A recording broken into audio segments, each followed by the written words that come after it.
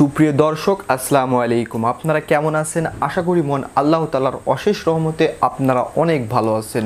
So দর্শক, আমি আজকে এই ভিডিওতে দেখাবো আপনি কিভাবে আপনার ফোনের ভলিউম বাটনকে স্টাইলে রূপান্তরিত করবেন। আপনার বন্ধুরা কিন্তু দেখে অবাক হয়ে যাবে এবং আপনাকে বারবার বলতে বাধ্য হবে, ভাই তুই এটি কীরকমভাবে করলি, আমাদের শেখা। সো দর্শক, দেখতেই পাচ্ছেন এটা কিন্তু আমার যে অরিজিনাল যেটা সেটা, এবং এটা দেখুন এটা কিন্তু আমার স্টাইল করা। সো দর্শক, আপনি এটা থেকে এটা কীরকমভাবে করবেন এই ভিডিওতে দেখানো হবে।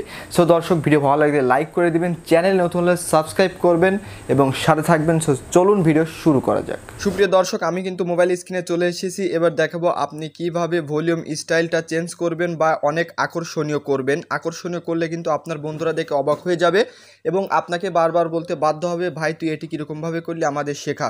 সো দেখতেই পাচ্ছেন ফার্স্ট অফ অল আমার ফোনে কিন্তু স্টাইলটা ডিফল্টভাবে নর্মালভাবে কিন্তু এরকম আছে। এবার আমি এই স্টাইলটাকে চেঞ্জ করব। সো দেখতেই পাচ্ছেন আমি ক্লিক করছি, ক্লিক করার পরে সো দেখতেই পাচ্ছেন এরকমভাবে কিন্তু চেঞ্জ করা যাবে। সো দেখতেই পাচ্ছেন এটা কিন্তু ডিফল্টভাবে কিন্তু আমার ফোনে এরকম সেট করা আছে। এবার আমি স্টাইল করব।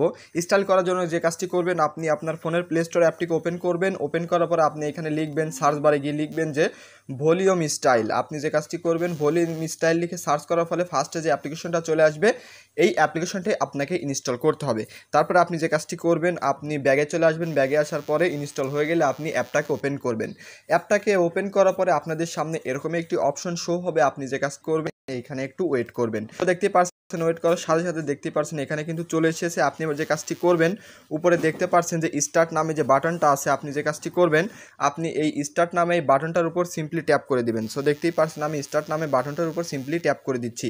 ট্যাপ করার পরে এখান থেকে কিছু পারমিশন চাইবে। আপনি যে কাজটি করবেন, এই পারমিশনটাকে অ্যালাউ করে দিবেন। সো দেখতে পাচ্ছেন অ্যালাউ করছি। অ্যালাউ করার পরে সেটিংয়ে চলে যাবে। সেটিং থেকে আপনি এই পারমিশনটাকে অ্যালাউ করে আপনি দেখতে পাচ্ছেন আমি অ্যালাউ করে দিলাম।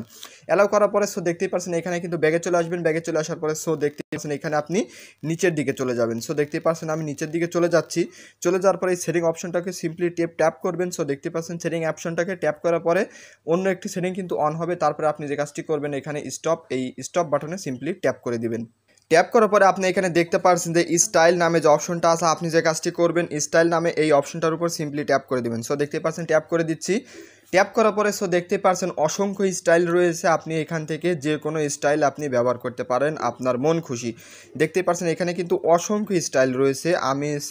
আমি আপনাদের এই স্টাইলটা দেখিয়ে দিচ্ছি। সো দেখতে পাচ্ছেন এখানে কিন্তু পানির ঢেউ দিবে। সো এরকম একটি স্টাইল আমি সেট করব। সো দেখতে পাচ্ছেন ক্লিক করার পরে আমি স্টপ করে দিচ্ছি। স্টপ করার পরে আমি দেখুন আবার স্টার্ট করে দিচ্ছি।